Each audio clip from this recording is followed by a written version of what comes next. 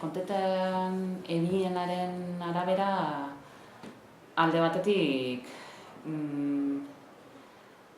nik pentsetan dut, eurei, gatxada, joanaz esaten, bilurra, ez, agertzen jakiela.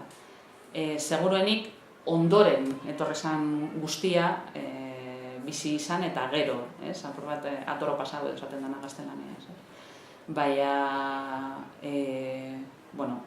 eurentzat, eta nik hori egiteri oso argi entzun dut askotan, nire agiterentzat, adibidez, baina laurentzat baliagarri da, zan Euskaldunen kontra datoz. Gure sistemaren kontra datoz, gure erakundeen kontra datoz, eta gu birrintzen datoz. Hori zan.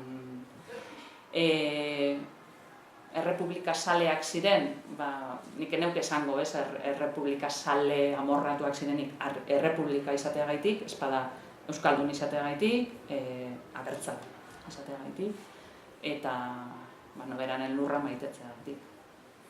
Eta hori oso argi esate ben, egite bizek. Batez benik, egite esan dirin zutzet, baina berak bere planteamendua altxamenduaren kontra eta izan zen, batez be, geurea defendatzea, gure Euskal Herri defendatzea. Baina tokatu zitzaien, esan dezagun, altzamentuaren kontra borrokatzea, ez da? Bai. Kontatu apur bat, igual banan joten bazala, lau dituzunez, kontatzeko. Bai, argi eukien, hasieratik konpromiso politikoa tartean zegoela, da ikusita zeintzu ziren heltzen zirezan barriak, beste leku batzuetatik, borrokatu egin behar zela. Nire egite bizek edadi eukien borondatez, gerrara joateko, eta bizek alistatu ziren edo. Bata egite esanti Aranagoiri batalioikoa zen, eta bestea egite Feliz Kirikine batalioikoa. Beraz, bizek zuzenean, alistatu ziren.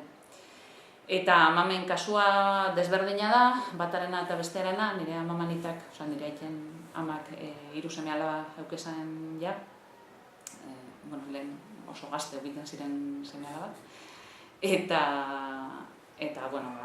printzipioz, seme-alaben zaintza horretan mantendu egin zen, eta gero, egize da, bombardeo eta gero, egin behar izan dela Frantziara, refusiatu moduan esan edot, eta beste amama ume bat zen.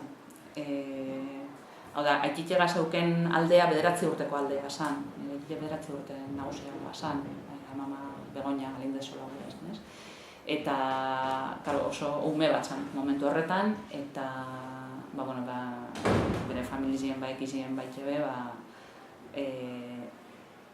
frankismoak irabazi ezkero, arazo larrizek egingo abidezala, bere haitxe Euroko mitetan dela zen, eta argi egoan arazoak egingo abidezala, da kasu horretan adibidez bombardeoa eta gero Bilbora pasatu ziren, eta ostean bialdu ebien Habana, barruko horretan hainbat umez,